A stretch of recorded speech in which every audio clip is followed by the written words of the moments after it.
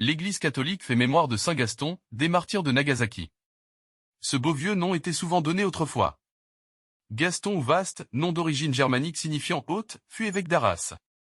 Il fut catéchiste du roi Clovis, l'accompagnant au baptême avec Saint Rémy de Reims et la reine Clotilde, le jour de Noël 496. Satisfait de ses services spirituels, Saint Rémy le fit nommer évêque d'Arras. Gaston se dépensera pendant une quarantaine d'années à relever les communautés chrétiennes du nord de la Gaule, dévastées par les invasions des barbares. Mort en 540. Saint Gaston repose dans la vénérable abbaye de Saint-Vaast, devenue le cœur de la cité d'Arras. Les martyrs de Nagasaki. Ce nom rappelle le bombardement atomique perpétré le 9 août 1945 et aujourd'hui les 26 martyrs japonais du 5 février 1597. Les actes des martyrs d'Orient, du XVIe au XXe siècle ne le cèdent en rien aux témoignages de ceux de l'Église primitive à Rome. On y trouve la même dignité, la même foi, le même amour et aussi la même joie. 26 croix furent dressées face à la mer. Ils étaient 17 laïcs et plusieurs religieux japonais et aussi des missionnaires d'Europe, franciscains et jésuites. Parmi ces laïcs chrétiens, des interprètes, des catéchistes, des médecins et aussi des enfants, Louis avait 11 ans et André, 13. Du haut de sa croix, Paul Miki persistait à proclamer l'Évangile, invitant les assistants à se convertir et pardonnant aux bourreaux. Tous ces martyrs étaient souriants et plusieurs chantaient. Ultime configuration à leur Seigneur, le Christ crucifié, on leur transperça le cœur, d'un coup de lance. Les martyrs de Nagasaki furent proclamés saints en 1862, premiers d'une foule immense de témoins, dans les pays du soleil levant. Saint Gaston, les martyrs de Nagasaki, priez pour nous. Évangile de Jésus-Christ selon saint Marc.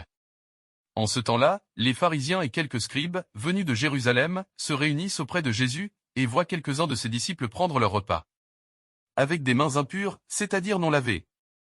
Les pharisiens en effet, comme tous les juifs, se lavent toujours soigneusement les mains avant de manger. Par attachement à la tradition des anciens, et au retour du marché, ils ne mangent pas avant de s'être aspergés d'eau, et ils sont attachés encore par tradition à beaucoup d'autres pratiques.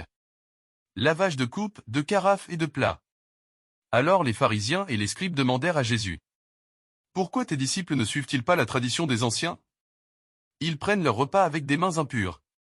Jésus leur répondit: Isaïe a bien prophétisé à votre sujet, hypocrite, ainsi qu'il est écrit. Ce peuple m'honore des lèvres, mais son cœur est loin de moi. C'est en vain qu'ils me rendent un culte, les doctrines qu'il enseigne ne sont que des préceptes humains.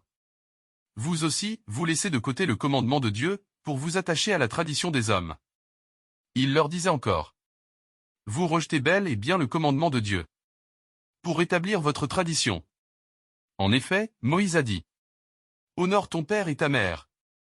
Et encore: celui qui maudit son père ou sa mère sera mis à mort.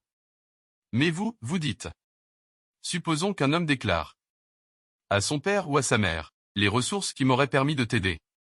Son corban, c'est-à-dire don réservé à Dieu, alors vous ne l'autorisez plus à faire quoi que ce soit.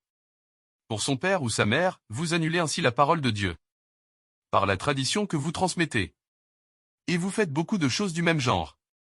Acclamons la parole de Dieu. Louange à toi Seigneur Jésus.